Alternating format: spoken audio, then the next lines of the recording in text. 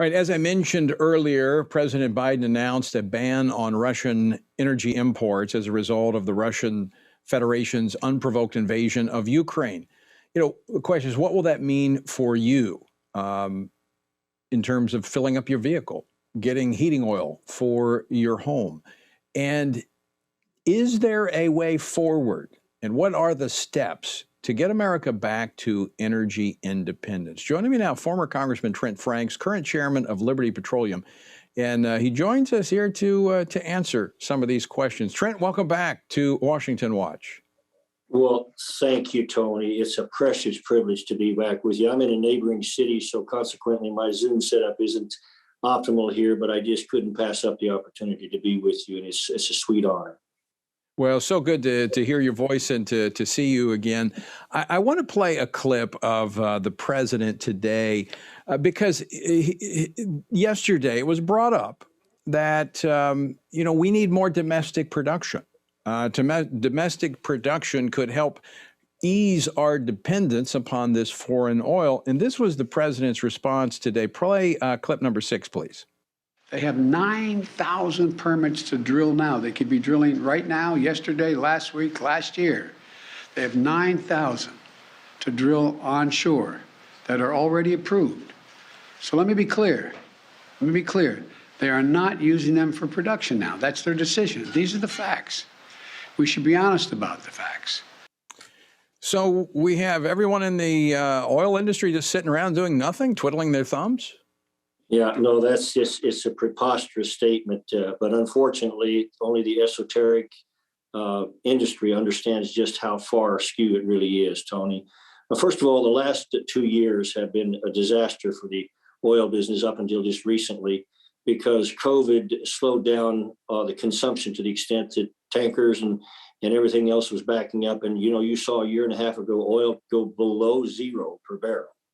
And so the policy there of shutdown really slowed everything down. And now the policies of essentially shutting down drilling by trying to create all kinds of red tape is essentially a big issue now. And now time and truth have exposed the reality here, where now we desperately need to be producing our own oil and gas instead of being forced to depend upon a Hitlerian tyrant like Putin to supply our oil and gas. And related to the leases that the president is speaking of, he has to realize that you can't just go out and drill anywhere and just hope that you are successful. A lot of these leases aren't drilled simply because they're not prospective.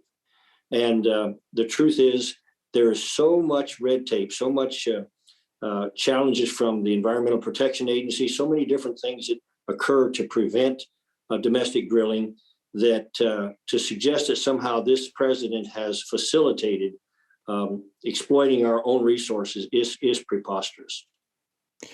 Well, as you mentioned, the price of oil, we've seen about a 90% increase since last year. We're now, as of today, over $120 a barrel.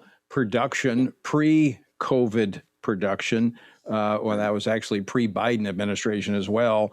We were at, I think, about 13 million barrels a day.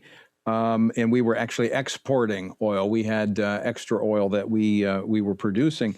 That's not the case. We're currently about 11.6.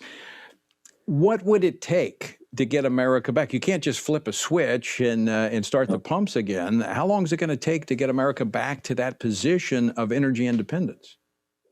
Well, it does take time, but there's an old saying that something should have been done many years ago. The best second time is to do it now. And this president needs to turn loose the industry and say, you guys go and make us energy independent again. And it won't take that long. We have a lot of oil made available to us from shale plays, like in the Bakken and other shale plays in Texas, that we can begin to exploit pretty quickly. But the time is now to turn that spigot on, and it can be done. It won't be soon enough to address the present crisis, but it's vital that we do that, because we certainly should, as a nation, be able to see the absolute lunacy of making ourselves dependent on Russian or Chinese oil. So, Trent, oil prices often driven by speculation. I mean, people are predicting what the future may hold. That drives up the price. I mean, that's what we're seeing right now. But if the administration were to open up the spigot, so to speak, again on domestic oil, and it's going to take some time, but it's also important to address these other issues that you don't see unless you're in the business, the regulatory aspects. And I had a meeting today with someone who is in the business saying that lenders are being pressured only to lend money to green energy and not fossil fuels. And so there are other issues that are out there that are secondary and third when it comes to oil production that have to be addressed as well. Well, the challenge with the green energy advocates, God bless them, we're excited about anybody that wants to go out and come up with a different form of being able to produce energy. For 30 years, we've said that cold fusion was only 30 years away. I'm all for innovation. That's a vital component of American advancement. But the truth is that the green energy people at the moment have a big problem with physics. If you just wanted to power, say, a city the size of Manhattan, you would need a wind farm the size of Connecticut. And they just simply don't understand the inability of us to be able to meet our energy needs without fossil fuels at the moment. If somebody else can come up with a different way, then let's see that happen. Let's turn loose innovation. Let's turn loose the inventors. Let's turn loose the scientific minds of America and become energy independent in whatever way that works. But until we do that, we cannot find ourselves dependent on foreign oil. And right now, not only does our dependence on foreign oil empower Russia to do what they're doing, the absolute horrifying, evil, insidious things that they're doing in Ukraine, but it empowers them on a lot of different fronts. And the administration waited a long time in order to be able to address that. And I hope they will do so with commitment.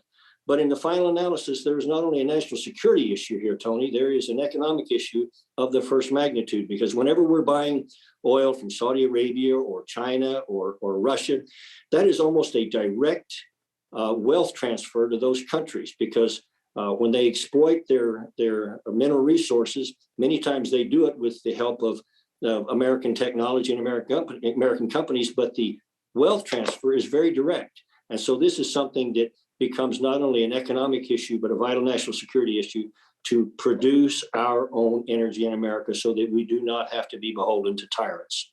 Right. And what's so frustrating about it or disturbing about it, it's unnecessary. We don't have to be doing this. We saw this in the previous administration where we became, as I mentioned, energy independent.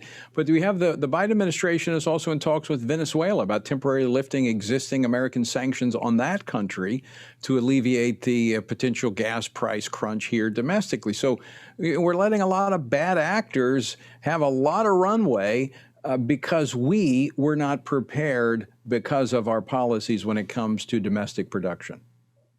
Well, and Venezuela, there's such an irony to mention Venezuela. They were the wealthiest country in South America, and oil was their main source of that wealth.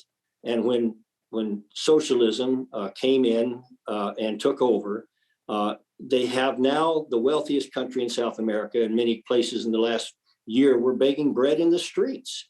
And it is just such a clear example of what not to be. And I'm afraid that if we continue under these socialist notions of the Biden administration, that Biden can do for America what Hugo Chavez did for Venezuela. And I just hope somehow that we wake up while we still can, and to empower that country right now is probably not a wise thing. Trent, very quickly, we're up against the end of the program, but you know how Congress works. You know what needs to be done from the industry standpoint. What are the first two things that Congress and the administration should be doing to help us move that domestic production along? Well, the first thing that we should do would be to take off every constraint possible from government to allow the domestic energy explorers and producers to proceed. I mean, we could stop there, really. The second thing that we can do is to make sure that people understand that if the market works well, we will outproduce any nation in the world, and that we need to do this as a matter of national security. And it is a policy question. And if the president doesn't answer that properly, then the Congress should, if they have the courage. All right. Trent Franks, always great to talk with you. Thanks so much for Always joining us good today. to talk to you, my friend. God bless you always. All right.